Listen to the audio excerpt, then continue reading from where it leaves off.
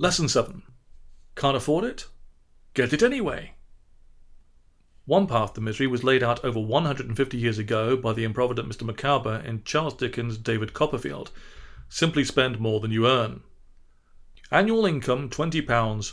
Annual expenditure 1996. Result, happiness. Annual income £20.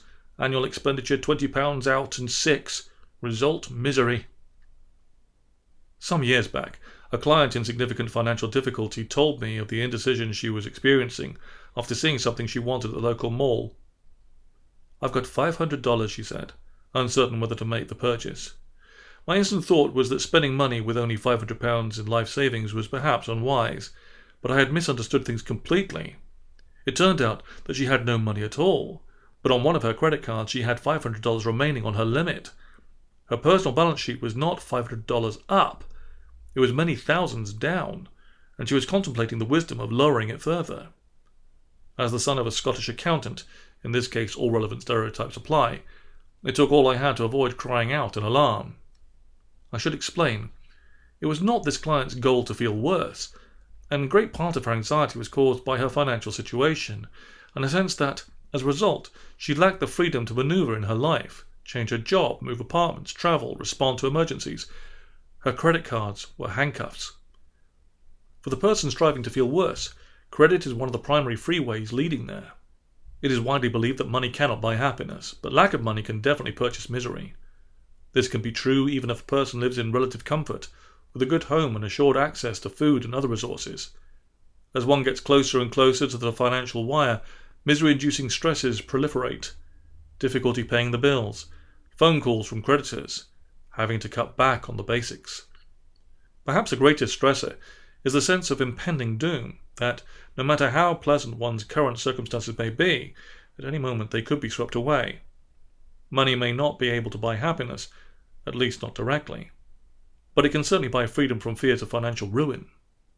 Imagine yourself perched on a branch dangling over a rushing river. A vision of fulfillment rests gently on the far tip of the limb, over the deepest part of the torrent. Hypnotized, you inch yourself further and further out, hearing creaks and small snaps as you go. You are perfectly dry, and it is a warm, sunny day. The misery that overtakes you is the awareness of what may shortly happen. Another client sought out therapy during a long period of unemployment following an unceremonious firing.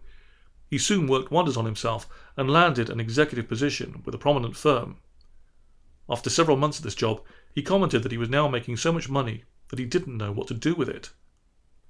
The best advice depends, of course, on the direction a person wants to pursue. In his case, it was to be happier and more secure. "Don't feel rich," I told him. His unemployment had exhausted his savings, and he lacked one of life's great bulwarks against work-related anxiety, enough funds to last at least 6 months with zero income. Following the lyrics of a popular country song addressed to this unpleasant employer, this is commonly called "take this job and shove it" money. Had my client been an aficionado of the course upon which you, dear reader, are embarked, the advice would have been very much different.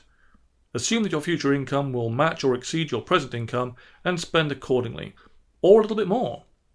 Assume debts, even your credit limit, raised, and then use it. That's what it's for. Even with a high income and a good job, misery will ensue. Debt is an indispensable tool in this production of unhappiness. "But wait," I hear you protesting. "I'm not just going to toss money from the rooftops. I'm going to buy things I really desire. Won't the pain of ongoing debt be assuaged by the joy of acquisition?" It certainly will, but only briefly.